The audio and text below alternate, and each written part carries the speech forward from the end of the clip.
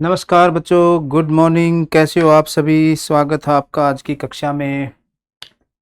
तैयार हो जाइए, जल्दी से कनेक्ट हो जाइए। पहली ऑफिशियल क्लास तो आपकी हो चुकी है। सिलेबस हम आपको बता चुके हैं। क्लास किसकी है ये? Army welfare education society. और टॉपिक हमारा क्या चलेगा? पीजीटी। और पीजीटी में हमारा सब्जेक्ट क्या होगा बच्चों? अभी हिस्ट्री। तो स्वागत है आपका। जल्दी से जल्दी एक बार कनेक्ट हो जाइए कि पीजीटी जो हिस्ट्री सिलेबस है वो हम पिछली क्लास में आपको समझा चुके हैं, अच्छे से बता चुके हैं कि कैसे आपका सिलेबस है। वर्ल्ड हिस्ट्री, जिसमें यूरोप, एशिया, मध्य एशिया, पूर्वी एशिया और वेस्टर्न यूरोप, अमेरिका, उसमें क्या क्या आपके टॉपिक हैं वो सारे कवर कराएंगे। दूसरा आपका इंडियन हिस्ट्री, जिसमें आपका प्राचीन भारत, मध्यकालीन भारत और आधुनिक भारत। ये चीज़ें हमने पिछली क्लास में थोड़ा सा एलोबरेट किया था, डिस्क्राइब किया था, ताकि आपको पता तो चले कि भाई हमारे जो क्वेश्चन आएंगे वो कैसे आएंगे, क्या क्राइटेरिया रहेगा, है ना। क्योंकि बिना, कहते हैं ना, वो महात्मा बुद्ध ने अष्टांगिक मार्ग बताया था, महावीर जैन ने भी बताया था, सम्यक ध्यान आएगा आपके टॉपिक में। सम्यक का मतलब होता क्या है बच्चों? पूर्ण, 100%, संपूर्ण। और महावीर जैन या महात्मा बुद्ध, कौन से व्यक्ति का नाम ज्ञान प्राप्ति के बाद केवल्य कहलाए? केवल्य किन को कहा गया था? महावीर जैन। केवल्य का मतलब केवल परमात्मा ही रह जाए, सिर्फ वो ही रहे, किसी और का ध्यान न रहे, उसे केवल्य कहा। तो जब आपका ध्यान इतिहास की कक्षा में है और पूरा ध्यान AWES के टारगेट पे है, तो एक हिसाब से आप भी केवल्य हो जाओगे। लेकिन उसके लिए पता तो होना चाहिए ना कि क्या पढ़ना है, किस लेवल का पढ़ना है। अदरवाइज तो आप दिशाहीन, पथ भ्रष्ट होकर, पथ विहीन होकर चलते रहोगे। अथाह समुद्र है ये तो जीवन का, कहाँ जाओगे, कैसे जाओगे? रास्ता बताने वाला एक व्यक्ति चाहिए, जिसको टीचर कहा जाता है। ठीक। टीचर की जरूरत क्यों पड़ती है? इसीलिए जरूरत पड़ती है कि आपको रास्ता दिखा सके। क्योंकि बच्चे हो, पढ़ने आए हो, तैयारी करने आए हो, तो एक उम्मीद में आए होगे, और उस उम्मीद में सिर्फ थोथली या खोखली बातें निकलें तो कोई फायदा नहीं है। ऐसे ही नींव तैयारी देते। तो पिछली क्लास एक बार, जो बच्चे आज इस क्लास से जुड़ रहे हैं वो एक बार जरूर देखें कि विषय क्या है, टॉपिक, सब टॉपिक क्या है, पार्ट क्या है, किस टाइप से सिलेबस है, ये सारी चीजें हम आपको बताते हैं। तो अगर लाइव क्लास आप जुड़ चुके हैं तो कोई भी बच्चा है तो एक बार मैसेज करें, अदरवाइज हम आपकी क्लास शुरू कर ही देंगे। चलो, अब ये जो इतिहास है बच्चों, अब इतिहास में जब आप टॉपिक में जाते हो तो इतिहास का पहली बात, आप क्यों पढ़ते हो? इतिहास क्यों पढ़ना? दूसरी बात, इतिहास का अर्थ क्या? दोनों चीजों के बारे में बात करेंगे, क्योंकि डिटेल में आपका पीजीटी के हिसाब से सिलेबस बनता है। क्या आपको इतिहास पढ़ने का फायदा है? कितने बच्चे समझते हैं कि हाँ सर, हमें इतिहास पढ़ने का फायदा है? या कुछ बच्चे, सो कॉल्ड आजकल के जो आधुनिक बच्चे हैं, वो इतिहास को सोचते यार सर क्या करेंगे, जो मर गए खप गए, हमें क्या जरूरत है पढ़ने की। लेकिन जब इतिहास पढ़ने की बात आती है ना बच्चों, तो किस कालखंड में, किस कालखंड में कैसा शासन था, प्रशासन था, इस प्रकार के युद्ध हुए, उन युद्ध के अंदर कैसी रणनीतियां थी, युद्ध कौशल और हथियार कैसे थे, हैं? क्या इनको पढ़कर हमें फायदा होता है? जैसे अशोक ने इतना बड़ा साम्राज्य कैसे बनाया, अशोक के बाद क्यों नहीं बन पाया? हड़प्पा सभ्यता के अंदर कैसा वर्गीकरण था, वर्ग विभेद था या नहीं था? या समाज में भेद था या नहीं था? सर ये जान के हम करेंगे क्या? क्या फायदा, हमें क्यों पढ़ा रहे हो? आप अपने पिताश्री और दादाश्री से प्यार करते हो? गांव में कभी जाते हो? खेत खलिहानों में कभी घूमते हो? वहां पर कभी जीवन का कुछ समय बिताया है? इस शहर की भाग दौड़ कंक्रीट वाले जीवन से कहीं किसी झरने के किनारे ढलती शाम सूर्य का दर्शन, रेगिस्तान, दक्षिण भारत के हरीन ग्रीन वादियां, कभी उत्तर भारत के प्यारी प्यारी उत्तर पूर्वी भारत के सुंदर छटाएं देखी हैं? नहीं देखी। क्या करोगे फिर जीवन का, है? जैसे आप टूरिस्ट पे जाते हो ना, टूर पे घूमने जाते हो, तो आप क्या देखते हो? कुछ दुर्ग देखते हो, कुछ महल देखते हो, कुछ भवन देखते हो, कुछ हवेलियां देखते हो, कुछ मंदिर देखते हो, कुछ विहार देखते हो। ये तो जानकारी देगा उस राजा ने क्या गलतियां की, क्या गुण थे। जैसे चाणक्य की नीति क्या है, विदुर की नीति क्या है। आप सोचोगे सर क्या करेंगे? अरे भाई, आपके आईएएस में पूछा गया कि सबसे बड़ा कूटनीतिक कौन है? श्री हनुमान जी। अच्छा दूत कौन था? अंगद जी। उन्होंने क्या बातें कही, एक दूत का क्या कर्तव्य होता है, एक दूत के प्रति उस राजा का क्या कर्तव्य होता है। अब देखो एग्जाम्पल दूंगा। चाणक्य जो है वो कहता है, चाणक्य की नीति क्या कहती है? साम दाम दंड भेद, साम दाम दंड भेद कुछ भी अपनाओ। साम का मतलब मित्र बनाकर, दाम का मतलब खरीद कर, दंड का मतलब फूट डालकर, भेद का मतलब फूट डालकर, दंड का मतलब डराकर शासन करो, कोई दिक्कत नहीं। दूसरा, कामंदक गुप्त काल में नीतिसार पुस्तक है। ये क्या कहता है? नैतिक, एथिक्स, मॉरल, यानी कि कामंदक कहता है कि अनुचित तरीका गलत होता है। एक राजा को अनुचित तरीके से शासन नहीं करना चाहिए, अच्छे आचरण से शासन करना चाहिए। ये कामंदक कहां से लाया? वेद से। वेद से ही कौन लाया? विदुर। तो इतिहास सिर्फ किताबी ज्ञान नहीं है। पुराने समय में राजा महाराजा किस दृष्टिकोण से शासन करते थे, क्या गलतियां करते थे, क्या युद्ध कौशल था, क्या शासन प्रशासन की नीतियां थी, वो उस परिस्थिति में जैसी थी क्या वो आज भी लागू है? भारत जब आजाद हुआ तो महात्मा गांधी और जवाहरलाल नेहरू के बीच में एक सलाह बनी कि अब हम आजाद हुए, अब हमें सेना की जरूरत क्या है? सेना 25 लाख थी। पटेल बोले ना भाई सेना रखो, सेना की जरूरत पड़ेगी ना। 25 लाख से घटाकर 2.5 लाख सेना कर दी। 2.5 लाख करते पाकिस्तान के कबाली ने आक्रमण कर दिया। जब नेहरू और गांधी की आंखें खुली तब सेना को दोबारा बढ़ाना पड़ा। तो अहिंसा किसके साथ की जाए, क्यों की जाए, कितने लेवल तक की जाए, ये आज भी विचारणीय विषय है। और उस वक्त भी था और आगे भी होगा। क्योंकि आज जो आप गलतियां कर रहे हो, आप नहीं चाहने होगे कि आने वाली आपकी संतान वो गलतियां करे। ऐसे ही जो हमारे बीच बीच में छोटे छोटे टुकड़ों में भारत बटा, खंडित हुआ, क्यों हुआ, क्या परिस्थितियां थी, एकता थी या नहीं थी, किसने गलती की, हम आपस में लड़े तो क्यों लड़े, किस वजह से लड़े, क्या आज हम आज वैसे ही लड़ते रहे तो काम चल जाएगा? इसलिए इतिहास हमें यह सिखाता है कि इतिहास यानी कि पिछले समय में क्या भूल हुई थी। और ये जब हम पढ़ते हैं, ये जो टॉपिक है, क्योंकि आपको इंटरव्यू भी देना है बच्चों, आपको पेपर भी देना है और आपको टीचर भी बनना है।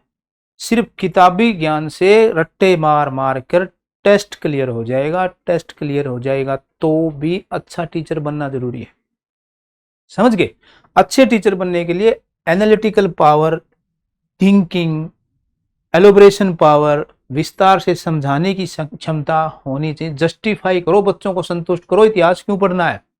तो जैसे आपको बड़ा अच्छा लगता दादा की, दादी की, नाना की, नानी की, अपने पूर्वजों के बारे में कहानी सुनना, ऐसे ही भारत के भी ये हमारे पूर्वज हैं।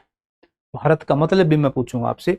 तो यहाँ ये क्या करता है कि महल, ये रहन सहन, खान पान कैसा था, वेशभूषा कैसी थी, ठीक है। तो इस प्रकार से ये सारी चीजें, ये और ये आपका क्या दर्शाता है, किस कालखंड में समाज और संस्कृति कैसी रही है, ठीक है। और आपका जो नाव बनाने का ज्ञान था, आपके पास नाविक शक्ति थी, आप व्यापार वाणिज्य करते थे, आपके अलग अलग प्रकार के सिक्के मिले हैं, अलग प्रकार के अभिलेख मिले हैं। तो जो जो अभिलेख या सिक्के या मुद्राएं मिली हैं, वो आपका क्या दर्शाते हैं कि उस वक्त व्यापार वाणिज्य कैसा था। तो पिछली क्लास में मैंने आपको थोड़ा सा ये हिंट दिया था कि 2000 साल पहले भारत का विश्व व्यापार में 71% हिस्सा था। तो इसका मतलब कुछ तो सीखो उनसे। हम आज 3% पर क्यों आ गए, और वो दुनिया में क्यों छा गए, क्या कमी थी, और बीच में अंग्रेज क्यों आ गए। तो किसी कालखंड में, किसी क्षेत्र में, किसी देश में, वहां पर होने वाले राजनीतिक, सामाजिक, सांस्कृतिक, धार्मिक, कला, विज्ञान, आर्थिक, इन संप्रत्तियों में, इन अवधारणाओं में किस कालखंड में क्या परिवर्तन आया है, और उसका आज के समय और आने वाले भविष्य पे क्या प्रभाव पड़ेगा, इन सब को जानने के लिए, कला और संस्कृति को, धरोहर को जानने के लिए, तुम में से कितनों को आज की पीढ़ी में वो गीत आते हैं जब ब्याह शादी में, कितनों को ये पता है कि ये गीत और ये रस्म पूरी आती हैं? आप में से कितने बच्चों को, खासकर जो बच्चे राजस्थान पृष्ठभूमि के हैं, उत्तर भारत के हैं, उनमें से कितने बच्चों को यूपी, बिहार, मध्य प्रदेश, छत्तीसगढ़, हरियाणा, पंजाब, कश्मीर, दक्षिण भारत में तो भाई भाषा अलग हो जाती है, लेकिन जो कल्चर पूरे होते हैं हमारे, आर्मी वेलफेयर है वो तो दक्षिण में भी है। तो दक्षिण भारत के कल्चर, वो धोती कुर्ता, वो अलग से तहमद, नीचे लुंगी, लुंगी डांस है, लुंगी पहनना, उसके ऊपर सफेद कपड़ा पहनना, उस पर गोल्ड की बाउंड्री होना, और माथे पे अलग टाइप का एक वो धागा सा जैसे बांधते हैं, वो क्या गजब के कल्चर है। ये कैसे जानोगे भाई, कैसे पता चलेगा ये? अगर तुम यहाँ आज यूं बोल दोगे कि सर क्या फायदा, वो मर गए, खप गए, हमें क्या पढ़ना है। वो पीढ़ी दर पीढ़ी हमारे कल्चर, रिवाज, परंपराएं, वो संप्रत्य चल रहे हैं। वो एक पीढ़ी से दूसरी पीढ़ी कब आते हैं, जब हम इन चीजों को बच्चों को तीसरी क्लास से पढ़ाना शुरू करते हैं। तीसरी, चौथी, पांचवी, छठी, सातवीं, आठवीं, नौवीं, 10वीं, 11वीं, 12वीं, इनको पढ़ाकर, तो आपको जो सामाजिक विज्ञान पढ़ाया जाता है, जिसमें इतिहास, अर्थशास्त्र, भूगोल, सिविक्स सब पढ़ाकर जिम्मेदार नागरिक बनाया जाता है। क्योंकि आपकी पेडागोजी भी तो है। तो सामाजिक अध्ययन, सामाजिक विज्ञान जो है, सामाजिक अध्ययन एक बेसिक होता है, सामाजिक विज्ञान एक बड़ा दायरा हो जाता है, जिसमें आपका चिंतन हो, आडंबर अंधविश्वास से पीछा छूटे, आप तार्किक रूप से सोचो, देश काल परिस्थिति समाज के लिए क्या फायदेमंद है वो बात सोचो। उसी के आधार पर आपको फिर कला भी पढ़ाई जाती है, विधि पढ़ाया जाता है, लॉ पढ़ाया जाता है, शासन प्रशासन पढ़ाया जाता है, दर्शन भी पढ़ाया जाता है, विज्ञान भी पढ़ाया जाता है। ये सामाजिक विज्ञान हो जाता है। और सिर्फ भूगोल हल्का सा शुरुआत करके, फिर थोड़ा सा इतिहास शुरुआत करके, फिर थोड़ा सा ज्योग्राफी, सिविक्स, इकोनॉमिक्स शुरुआत करके, आपका सामाजिक अध्ययन। तो सामाजिक अध्ययन एक शुरुआत और नींव होता है, सामाजिक विज्ञान उसका एक बड़ा दायरा हो जाता है। दोनों का मतलब क्या है, जिम्मेदार नागरिक बनाना। तो चाहे आप ज्योग्राफी पढ़ो, चाहे पॉलिटी पढ़ो, चाहे इकोनॉमिक्स पढ़ो, चाहे इतिहास पढ़ो, मूल उद्देश्य क्या है, सर्वांगीण विकास करना शिक्षा का। अब सर्वांगीण विकास में सिर्फ किताबी ज्ञान से तो काम चलेगा नहीं।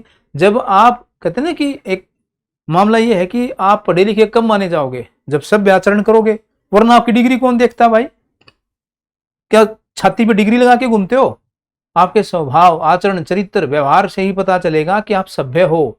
सभ्यता यानी कि आपके प्राचीन समय में कौन सी सभ्यताएं थी, मिस्र की सभ्यता की क्या विशेषता थी, यूनान की सभ्यता, मेसोपोटामिया, बेबीलोन, पर्सिया, ईरान, चीन, भारत, माया, इंका, ये सारी सभ्यताएं हैं। कैसे लोग थे।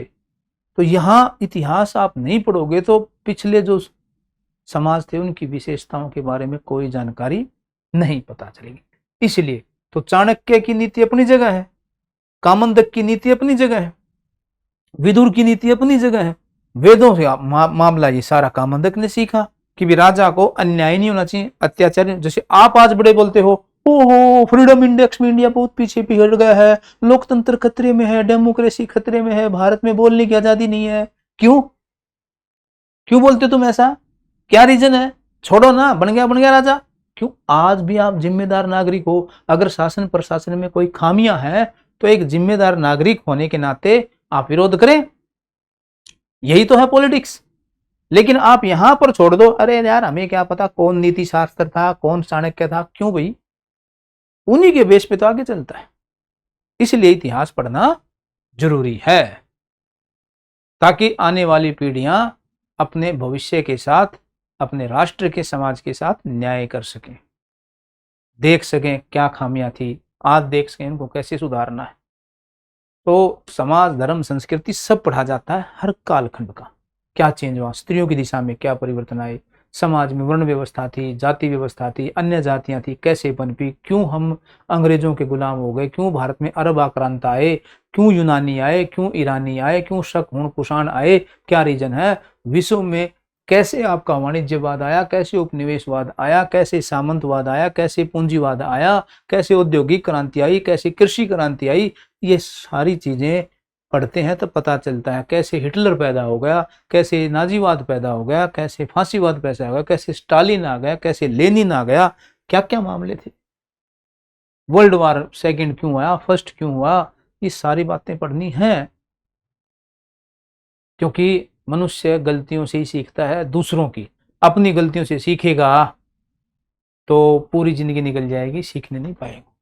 तो ये तो था इतिहास पढ़ने का। अब दूसरा हम बात करते हैं इतिहास होता क्या।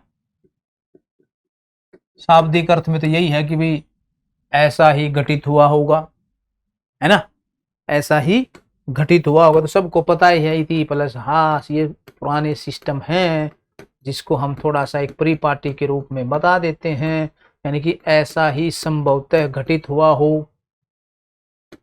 अब आज से 1000 साल के बाद B.R. अम्बेडकर की मूर्ति मिले, 1000 साल के बाद है। अब 1000 साल के बाद उत्खनन हो, भाई हम तो जालेंगे, आप भी जालेंगे, 1000 साल तो बहुत हो जाते हैं। अब 1000 साल के बाद 2 मूर्तियां मिले, एक महात्मा गांधी की और एक अंबेडकर जी की। ये 2 मूर्तियां मिले, क्या समझोगे आप? अब अंबेडकर जी की कई जगह ऐसी मूर्ति है यूं दिशा दिखाने। अब सृष्टि का उतार चढ़ाव तो चलता ही रहता है। अंबेडकर जी की मूर्ति से देखेंगे लोग, लगाएंगे आइडिया कोई यो कोई राजा होगा और ये जो है ना ये आदेश दे रहा है ऐसे, क्योंकि ये तो मानव स्वभाव है ऐसे बोलना, ये करो ऐसे करो इस तरह।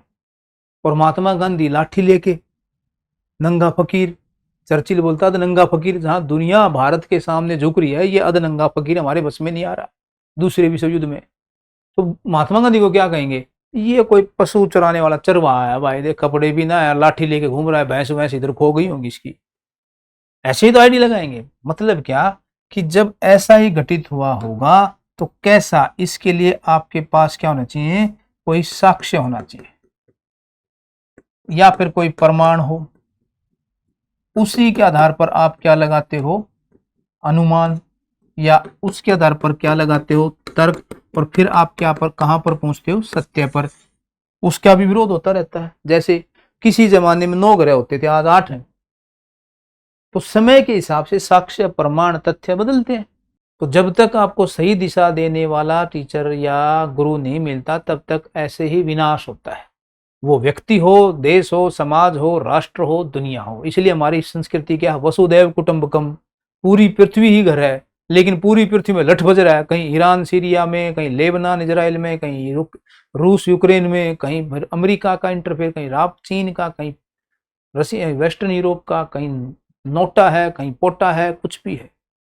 एक हम कह रहे हैं कि वसुदेव कुटुंबकम, लेकिन हमारे भी पड़ोसियों के साथ अच्छे संबंध नहीं है। कहीं पाकिस्तान बकवास कर रहा है, कहीं बांग्लादेशी आ जाते हैं, कहीं म्यांमार के आ जाते हैं, कहीं श्रीलंका के साथ हमारा तन बन हो जाता है। हम कितना करेंगे वसुदेव कुटुंबकम? तो जैसे के साथ तैसा करना। अब पाकिस्तान ने अच्छी शुरुआत नहीं की तो हमने उसको आईना दिखा दिया, अब बिलबिला रहा है। तो ये भी समाज में इतिहास से ही सीखा है। साम दाम दंड भेद भी अपनी जगह जरूरी है, और आचरण अच्छा रखना एक राजा का वो भी जरूरी। तो प्रधानमंत्री क्या होता है भाई? राजा ही होता है देश का। तो अगर वो दारू पिए और बोले कि दारू नहीं पीनी चाहिए, और प्रधानमंत्री खुद बैग लगा के टूलता फिरे, तो उसकी बातों को कौन महत्व देगा? ऐसे ही राजा का आचरण, ऐसे ही गुरु का आचरण तभी फॉलो किया जाएगा जब वो सही होंगे, अन्यथा नहीं। तो साक्ष्य प्रमाण ऐसा ही घटित हुआ होगा। ये साक्ष्य प्रमाण कैसे हो सकते हैं भाई? पुरातात्विक, ठीक, पुरातात्विक में क्या आएंगे? जो खुदाई से प्राप्त हो, यानी कि जो खुदाई हुई हो, जैसे हड़प्पा सभ्यता की खुदाई हो, तो उस खुदाई से क्या क्या मिलते हैं? सिक्के मिल जाएंगे, मोहर मिल जाएंगी, मूर्तियां मिल जाएंगी, ठीक, और आपके क्या मिल जाएंगे? ताम्रपत्र मिल जाएंगे, ऐसे ही अभिलेख मिल जाएंगे, ठीक, स्तूप मिल जाएंगे, ठीक, चैत्य मिल जाएंगे। ये स्तूप चैत्य क्या होते हैं इनको भी बताएंगे हम, ये भी क्वेश्चन पूछा हुआ है। ऐसे ही खुदाई से क्या मिल जाएंगे? महल, दबा हुआ कोई महल मिलेगी, कोई कब्र मिलेगी, ठीक है, कोई दुर्ग है, उससे पता चलेगा कि वहां मंदिर मिल जाते हैं छोटे छोटे, या ऐसे उत्खनन से प्राप्त हो जाते हैं। दूसरा होता है आपका क्या? प्रातः साहित्यिक स्रोत। साहित्यिक में क्या होता है? लेखन, यानी कि कोई लिखित सामग्री मिल जाए। तो पुरातात्विक स्रोत हो गए, साहित्यिक साक्ष्य हो गए, और कोई यात्री आ जाता उनका विवरण भी हो जाता है। तीसरा आपका विदेशी यात्रियों के विवरण। जो भारत के इतिहास की बात करें हम,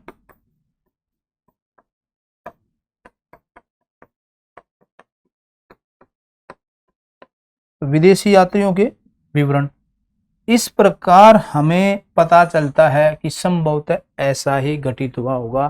तो ऐसे में इतिहास को विधिवत रूप से अध्ययन कराने का श्रेय हेरोडोटस को जाता है। हेरोडोटस जो है वो सिकंदर के समकालीन है, सिकंदर के पूर्व है,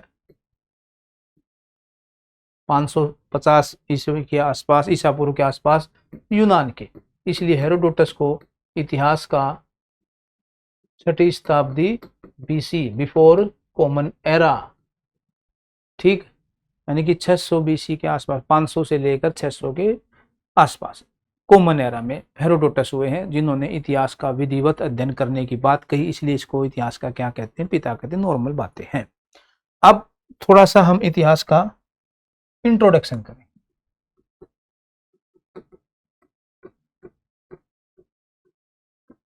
इतिहास का परिचय, इसको भी हम दो भागों में बांटते हैं।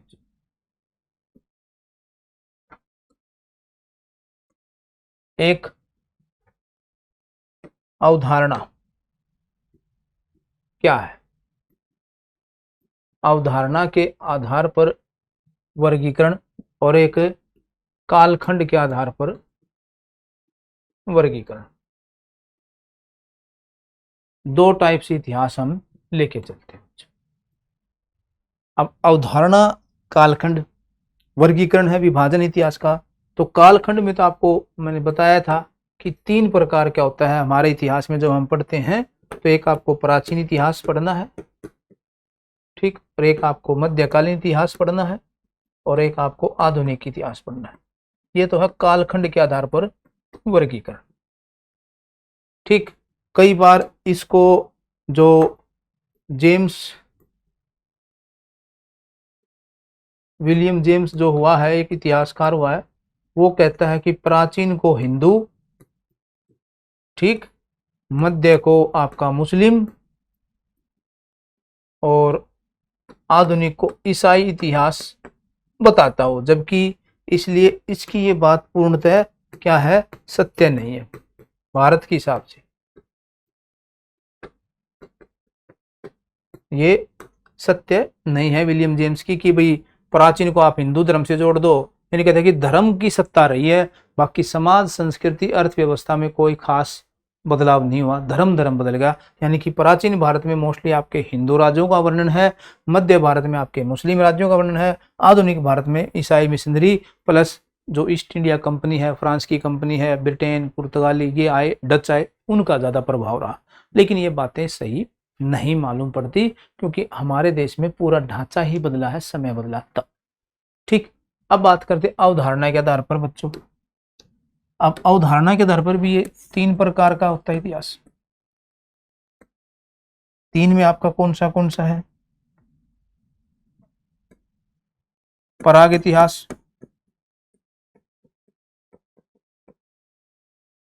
आदि इतिहास और आपका इतिहास। क्या डिफरेंस है इन तीनों कि प्राग इतिहास, इसको हम प्री हिस्टोरिक,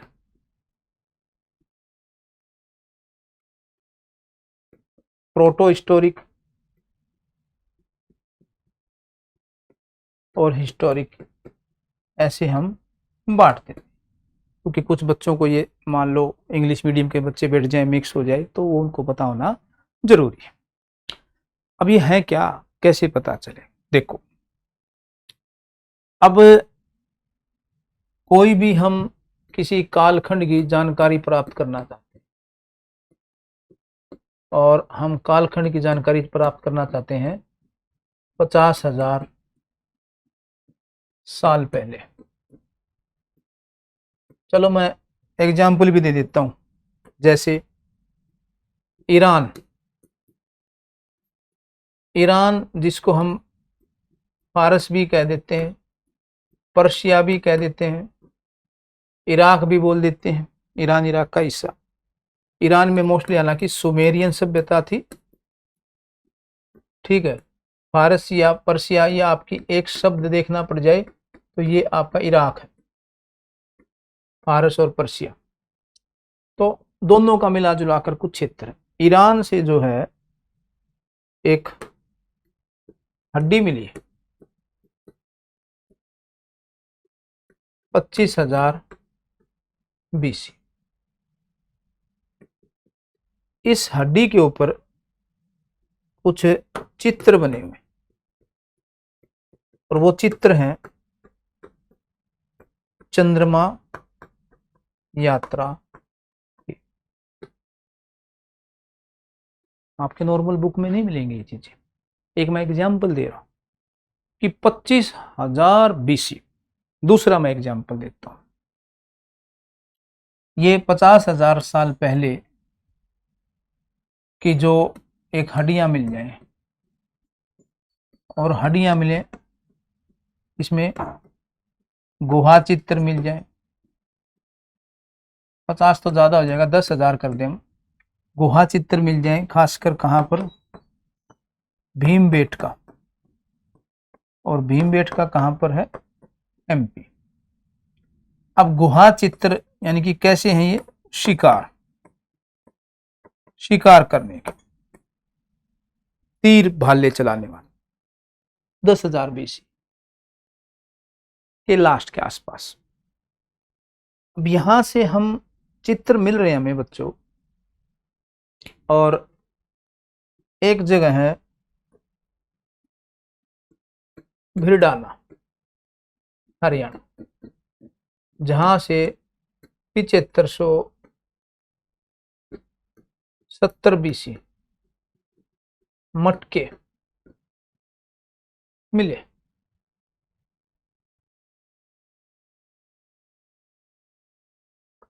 $7,500 BC। अब आधे लोगों को ये नहीं पता BC क्या, BC का मतलब क्या होता है। देखो, ईसा मसीह का जन्म जो है वो 25 BC को मान लेते हैं, इससे इधर आएंगे 0, ठीक। इससे इधर जाएंगे, फिर आपका 100 आ जाएगा, फिर आपका 1947 आ जाएगा, फिर आपका 2024 आ जाएगा। इससे इधर जाएंगे तो आपका 1000, फिर इससे इधर जाएंगे फिर 2000, फिर इससे इधर जाएंगे तो 10,000। ठीक, BC मतलब 0 से हम इधर जाए ना तो इसको हम BC लिखेंगे, पुराने जमाने, बिफोर क्राइस्ट। 0 से इधर आएंगे इसको हम AD लिखेंगे, आफ्टर डोमिनो, यानी कि ईसा मसीह के जन्म के बाद। तो 0 से पहले ईसा मसीह में जन्म हुआ था 25 BC बैथलेहम में। आज इसको हम BCE बोलते हैं, बिफोर कॉमन एरा। इसको हम बोलते हैं आफ्टर कॉमन एरा। तो यहां BC लिख दिया तो बिफोर क्राइस्ट या BCE, यानी कि 7,500 तो वो और 2000 ये, लगभग 9,500 साल पहले मटका बनाने में, कलर करने में वो लोग सक्षम थे। ये भिरडाना आपका हड़प्पा सिविलाइजेशन का प्राचीनतम स्थल है आज तक का, यानी कि सबसे पुराना।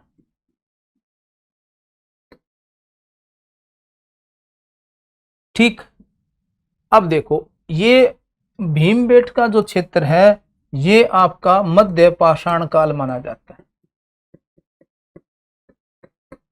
और मध्य पाषाण का समय हम औसत मान लेते हैं 10,000 BC टू 6,000 BC के आसपास।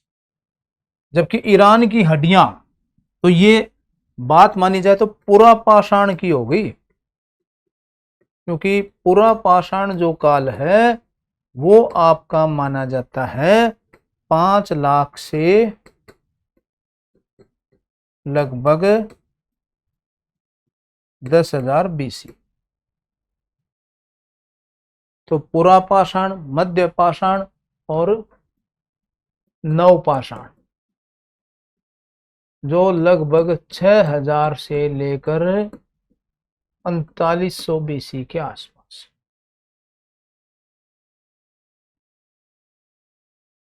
समय बढ़ेगा, इधर आता जाएगा ना। हड़प्पा का हम औसत समय मान लेते हैं 2500 से लेकर 1500 BC।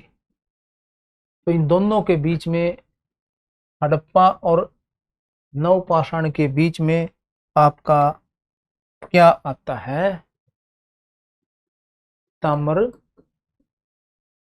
पाषाण और फिर कांस्य युग। तो कांस्य युग ही आपका हड़प्पा सभ्यता माना जाता है, और ताम्र पाषाण आपका लगभग 4500 से लेकर 3500 BC। समय कालखंड ये भी होगा। मनुष्य द्वारा सबसे पहले जिस धातु का प्रयोग किया गया वो ताम्र ही थी। सोचो कि सर आप ये कहाँ ले गए क्लास को, आप तो ये बता रहे थे इतिहास का वर्गीकरण। इन दोनों में डिफरेंट क्या है बच्चों, कि ये जो पाषाण का बताया ना मैंने, ये जो पार्ट बनाया सारा, नव पाषाण, मध्य पाषाण, पूरा पाषाण, यहां किसी भी प्रकार का कोई लिखित साक्ष्य नहीं मिलता, सिर्फ पुरातात्विक साक्ष्य ही प्राप्त होते हैं। जैसे कोई मूर्ति मिल गई शिकार करते हुए मिल गई, कोई शव मिल गया, कोई हड्डियां मिल गई, तो जो सिर्फ हड्डियां मिले, शव मिले, अवशेष मिले, पशुओं के मिले, मनुष्यों के मिले, गुहा चित्र मिले, इस प्रकार का तो पुरातात्विक साक्ष्य मिले, तो पुरातात्विक साक्ष्य में क्या होगा, जो अवशेष मिलते हैं, जो हड्डियां मिलती हैं, जो शव मिलते हैं, जो चित्र मिलते हैं, जैसे भीमबेटका, इनसे ही हम आइडिया लगाएंगे। कोई हमें और लिखित सामग्री नहीं मिली, इसको हम बोलते हैं प्राग इतिहास। तो जितना भी आपका पूरा पाषाण काल है ना, वो सारा आपका क्या माना जाता है, प्राग इतिहास काल माना जाता है।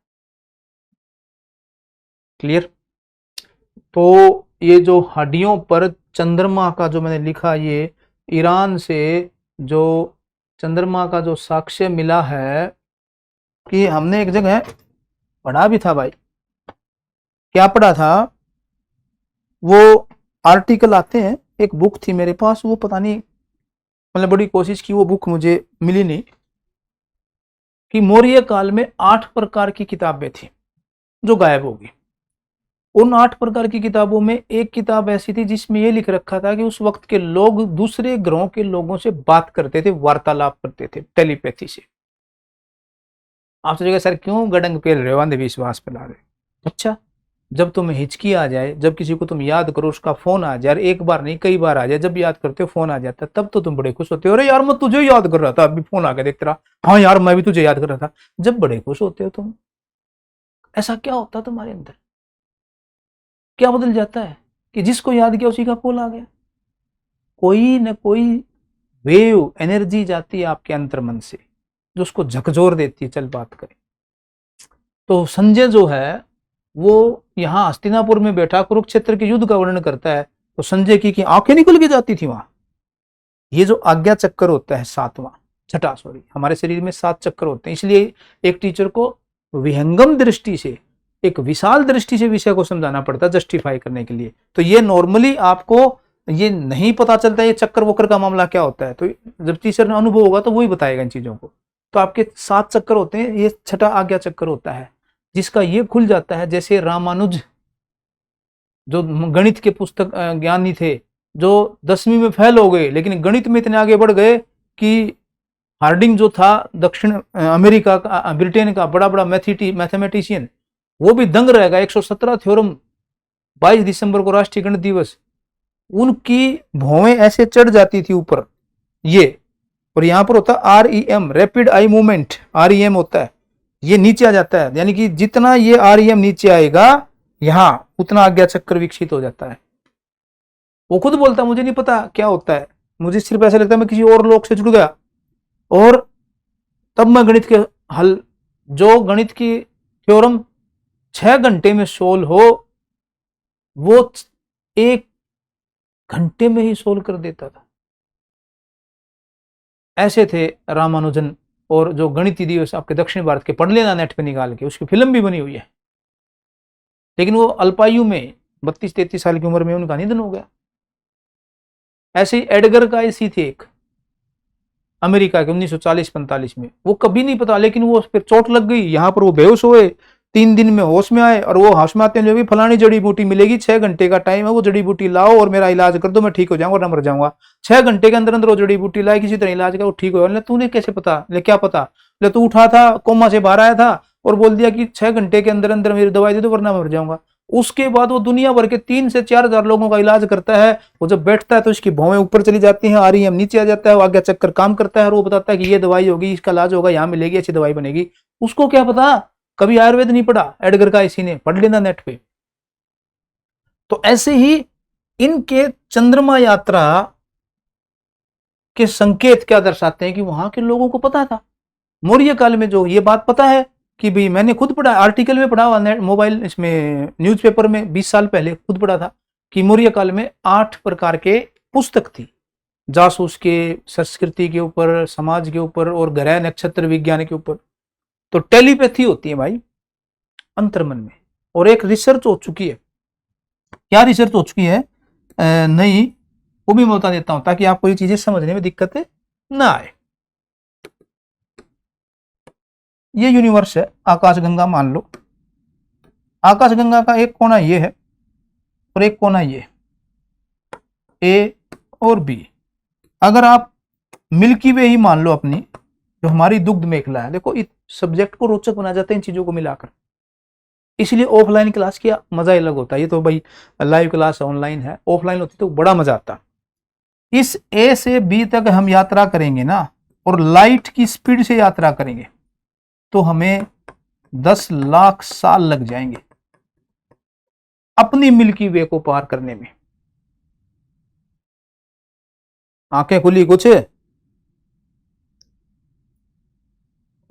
जो बोलते ना इतिहास क्या होता है, उसका मैं लॉजिकल तर्क दे रहा हूं आपको। अगर आप कोई ऐसी मशीन बैठे जो 1 सेकंड में 3 लाख किलोमीटर चले, प्रकाश की गति यही होती है 2,99,000 कुछ, तो एवरेज 3 लाख किलोमीटर जाता है पर सेकंड। एक ऐसी मशीन बैठो और यहां से यहां चलो तो भी 10 लाख साल लग जाएंगे। ये तो हमारी मिल्की वे है। ऐसी ऐसी एंड्रोमिडा जो हमारे नियरेस्ट मिल्की वे है उसके लिए 25 लाख साल लग जाएंगे आपको प्रकाश की गति। लेकिन इस ए बिंदु पर कोई ये पार्टिकल है, कोई कण है, अगर इसमें यूं हलचल हुई ना तो इसी का जुड़वा कण यहां पर है बी पार्टिकल। अगर ये ऐसे हलचल होती है तो इसमें ऐसे हलचल होगी तुरंत। अगर इसमें ऐसे हलचल होती है तो इसमें भी ऐसे ही हलचल होगी तुरंत, सेकंड के हिसाब से। साथ जुड़वा फिल्म देखी है, एक को थप्पड़ लगता है दूसरे को दर्द होता है। क्यों भाई, क्या होगा ऐसा? कौन सी चीज है जो जोड़ती है? तो अब भी रिसर्च हुई है, जबकि हमारे वेदों में तो पहले ही चीज है, या तो वस्तुएं मिल रही हैं या वस्तुएं टूट रही हैं। मिलना फ्यूजन, टूटना fission, fusion nuclear fusion, nuclear fission, यानी कि या तो परमाणु मिल रहे हैं या परमाणु टूट रहे हैं। इसी को आइंस्टीन ने क्या कह दिया, ऊर्जा समाप्त नहीं होती, ऊर्जा रूप बदलती है। ऊर्जा समाप्त नहीं होती, ऊर्जा रूप बदलती है। ये वही चीज है, परमाणु मिल रहे हैं तो कुछ और वस्तु बन जाएगी, परमाणु टूट रहे हैं तो कुछ और वस्तु बन जाएगी। आपका भी शरीर 5 तत्वों में विलीन हो जाएगा, कुछ नहीं बचेगा। तो ये वो चीज, वैज्ञानिक हैरान है, कोई ऐसी चीज है जो प्रकाश की स्पीड से भी तेज चल रही है। अरे तुम सोचो, प्रकाश की स्पीड से जाओगे तो 10 लाख साल लगेंगे, लेकिन कोई ऐसी चीज है जो पल भर में दोनों चीजों को जोड़ रही है 10 लाख साल के डिफरेंस पे। तो इतना ज्ञान उनको था कि हड्डी पर वो चित्र बनाए हुए हैं कि चंद्रमा की यात्रा पे जा रहे हैं। मौर्य काल में ऐसी पुस्तक है जो नक्षत्रों के आधार पर बात करती है। अच्छा, ये तुम्हें आडंबर लेगा, स्टीफन हॉकिंग का नाम, the brief history of science, वो यूं डामू करके बोलता है कि दुनिया में कहीं ना कहीं संकेत हमें नहीं भेजना चाहिए कि आप तक वहां से जीवन आए, एलियन आए और धरती को नष्ट कर जाएंगे, यानी कि हमारा कोई वैल्यू नहीं है। अमेरिका ने बोल दिया हाँ भाई सच्चाई होगा, यूरोप ने बोल दिया हाँ भाई सही होगा, हम बोल दें अनविश्वासी, आडंबर, फद्दू बना रहा है, ये चीजें हो जाती हैं। क्लियर? तो जिस इतिहास की जानकारी हमें सिर्फ पुरातात्विक साक्ष्यों से मिले, कोई लिखित साक्ष्य नहीं मिलता, उसको हम प्राग इतिहास कहते हैं। अब जो हड़प्पा सभ्यता है भाई, हड़प्पा सभ्यता में तो अपनी लिपि भी है। लिपि का मतलब हुआ लिखित साक्ष्य, प्लस ब्रिडाना से मटके मिले हैं तो पुरातात्विक भी हैं, तो पुरातात्विक भी हैं और लिखित यानी कि 2 साहित्यिक भी हैं। परंतु इस लिखित साक्ष्य को पढ़ नहीं पाए, पढ़ा नहीं जा सका, क्योंकि इसकी लिपि आज तक एक इतिहासकार ने तो 20 साल लगा दिए, पहचान हुई है, ये अक्षर ऐसा, ये अक्षर ऐसा, लेकिन पढ़ नहीं पाए, 20 साल हो गए। तो जिस इतिहास की जानकारी कि हमें लिखित साक्ष्य तो मिले लेकिन पढ़ नहीं पाए, उसको हम क्या कहते हैं, आदि इतिहास। ये चाहता तो मैं 2 लाइन लिखवाता, 2 लाइन, जिसका सामग्री पढ़ी जाए उसको हम न पढ़ी जाए, सामग्री हो लिखित सामग्री, वो बच्चों आदि इतिहास। लेकिन जिसमें कोई लिखित सामग्री ना मिले, सारा पुरातत्व से पता चल जाए, उसको हम प्री इतिहास कहते हैं, प्राग इतिहास। 2 लाइन में खत्म हो जाता पूरा लेक्चर।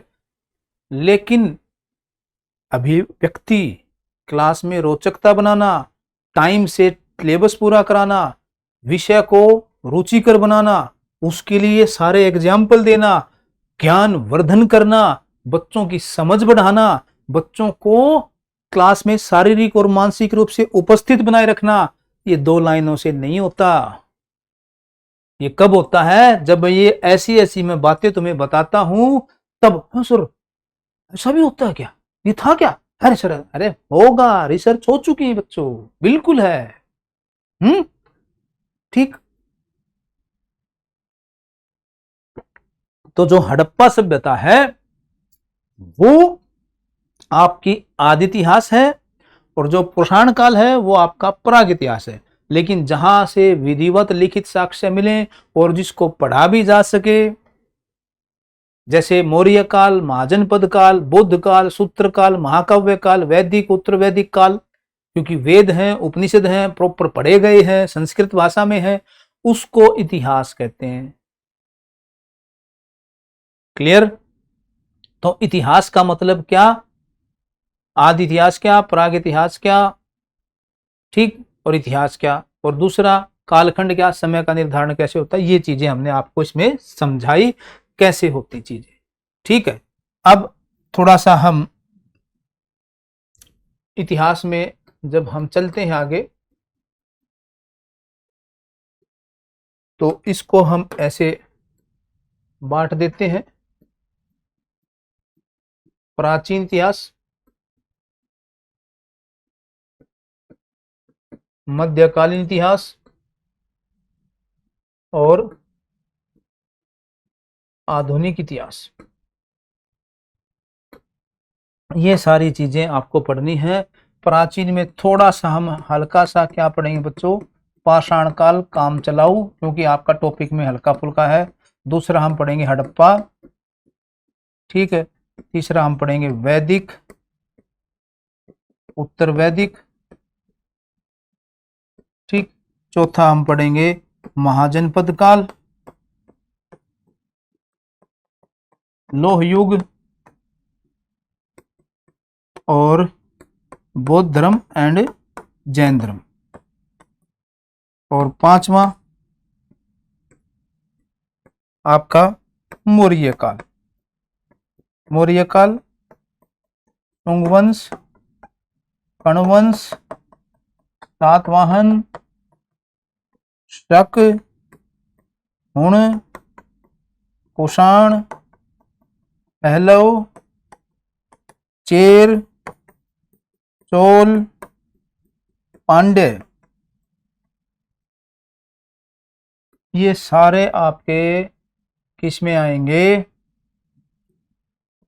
प्राचीन में। और छठे में आएंगे गुप्त व वर्धन वंश। यहां तक आप पढ़ते हो प्राचीन में। और मध्यकाल में राजपूत काल, ठीक, अरब आक्रमण,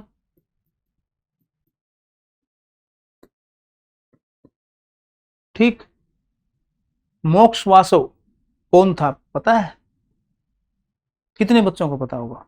नाम ले रहा हूं मैं, कल अभी जब भी क्लास सुनो, ये जब भी देखो, मोक्ष वासव कौन था पता करना, ध्यान रखना। मोक्ष वासव कौन था, क्या कहानी थी? सूर्यमल देवी, परिमल देवी, पता है? नाम सुना इतिहास में, सूर्यमल देवी, परिमल देवी? नहीं तो भी पता करना। तो राजपूत काल, आक्रमण, अरब आक्रमण, ठीक है। राजपूत में आपके परमार, प्रतिहार, चौहान, ये दक्षिण भारत के राज्य, चोल, खासकर सबसे ज्यादा यही आता है दक्षिण भारत के राज्यों में, चोल आपका, और प्रतिहार, पाल, राष्ट्रकूट, पल्लव, इस टाइप के। और सल्तनत काल, इनमें हम समाज और संस्कृति पढ़ेंगे ज्यादा।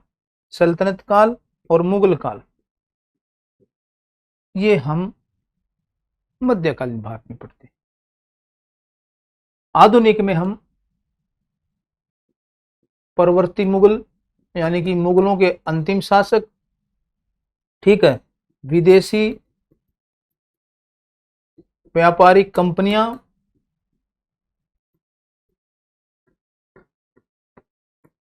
ठीक, और आपका 1857 का विद्रोह,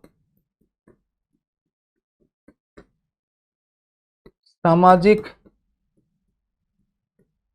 धार्मिक सुधार,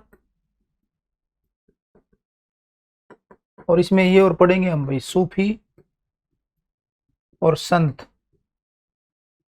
नानक, कबीर, रैदास, धन्ना चाट, सेन, नाई, पिप्पा, गोगा पीर, ये सारी इसमें आएंगे। सामाजिक धार्मिक पुनर्जागरण और सुधार और राष्ट्रीय आंदोलन, ठीक, कांग्रेस और संविधान निर्माण, ये आपका मोटा मोटी सिलेबस है। इनमें फिर आप चाहे सामाजिक नाम जोड़ दो भाई, चाहे धार्मिक नाम जोड़ दो, चाहे सांस्कृतिक नाम जोड़ दो, उठा पटक जो भी हो, सारी चीजें इनके अंदर अपने आप आ जाएंगी। तो आज आपको मैंने बताया इतिहास का अर्थ क्या है, इतिहास का वर्गीकरण क्या है, कालखंड किसे कहते हैं, और क्या क्या आपका टॉपिक इसमें हम पढ़ेंगे, ये बेसिक चीजें हमने आपको क्लियर करा दी ताकि आपको यूं ध्यान में रहे। अब अगली क्लास में हम थोड़ा सा स्रोत बताएंगे कि साहित्यिक स्रोत क्या होते हैं, पुरातात्विक स्रोत क्या होते हैं, भारत के अंदर कौन से स्रोत मिले हैं, और पाषाण काल में थोड़ा थोड़ा 2-2, 3-3 क्वेश्चन जो पूछे जा सकते हैं वो हम बताएंगे। क्लियर बच्चों? तो मिलते हैं नेक्स्ट क्लास में, तब तक के लिए नमस्कार।